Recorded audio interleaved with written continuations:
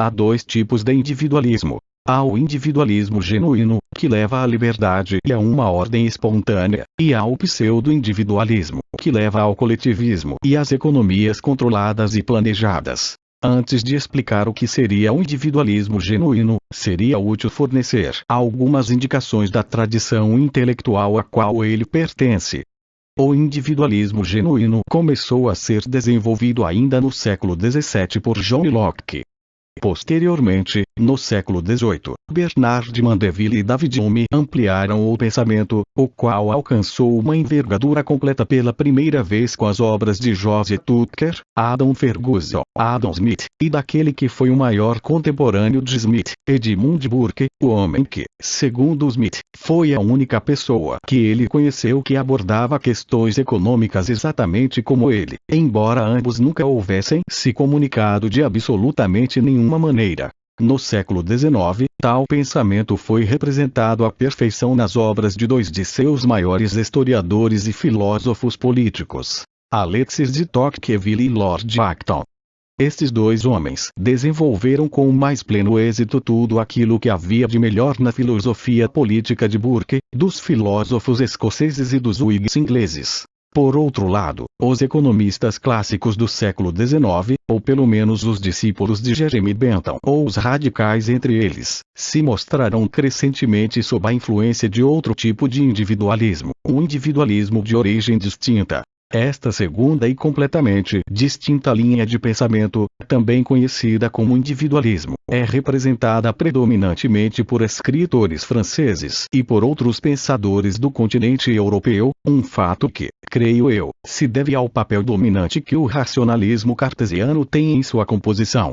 Os principais representantes dessa tradição foram os enciclopedistas, Rousseau e os fisiocratas.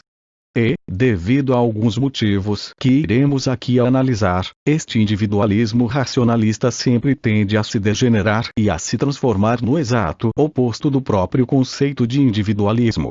Isto é, descamba para o socialismo e o coletivismo. É justamente pelo fato de apenas o primeiro tipo de individualismo ser consistente, que eu lhe atribuo a denominação de individualismo genuíno, ao passo que este segundo tipo de individualismo deve ser considerado como uma fonte para o socialismo moderno tão importante quanto as próprias teorias coletivistas.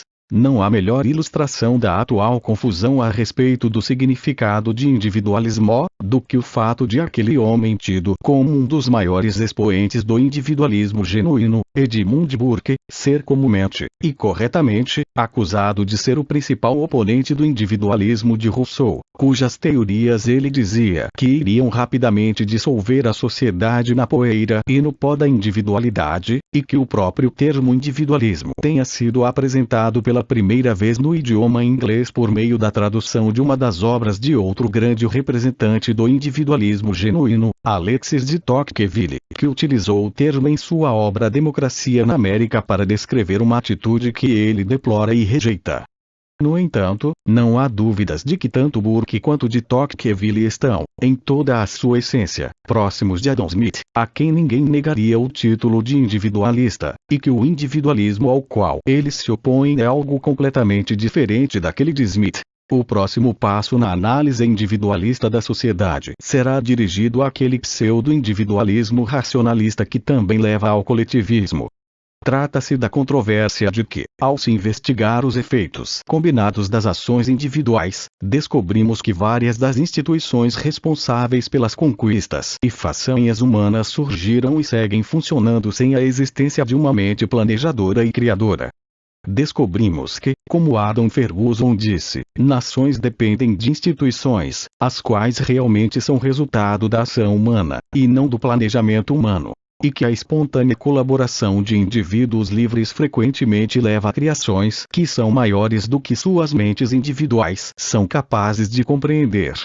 Este é o grande tema por trás das obras de Joseph Tucker, Adam Smith, Adam Ferguson e Edmund Burke. A diferença entre esta visão, que diz que toda a ordem que percebemos nas relações humanas é o resultado não premeditado de ações individuais, e a visão que atribui toda essa ordem perceptível a um planejamento deliberado é o primeiro grande contraste entre o individualismo genuíno dos pensadores britânicos do século XVIII e o suposto individualismo da escola cartesiana.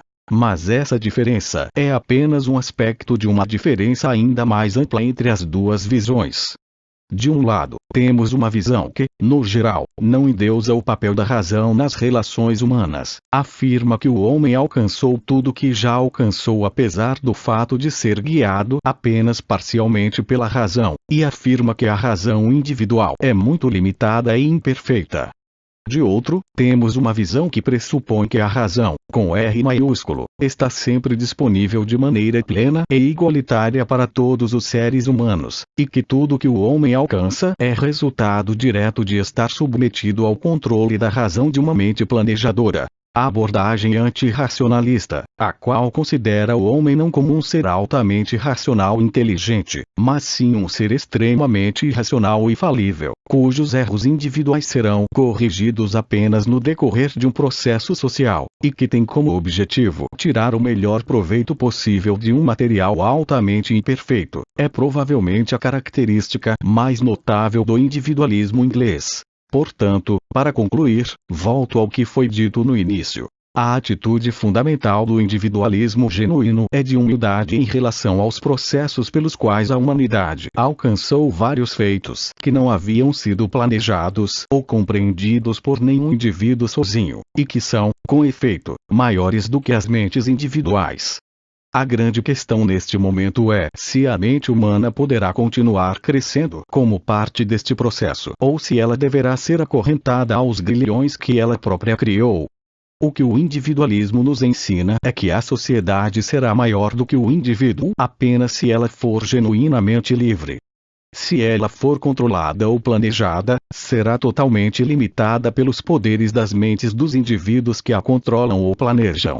Se a presunção da mentalidade moderna, que não respeita nada que não seja conscientemente controlado por alguém, não entender a tempo suas limitações, poderemos, como nos alertou Edmund Burke, estar seguros de que tudo a nosso respeito e a nossa volta irá definhar gradualmente, até que, no final, nossos objetivos serão encolhidos à insignificante dimensão de nossas mentes.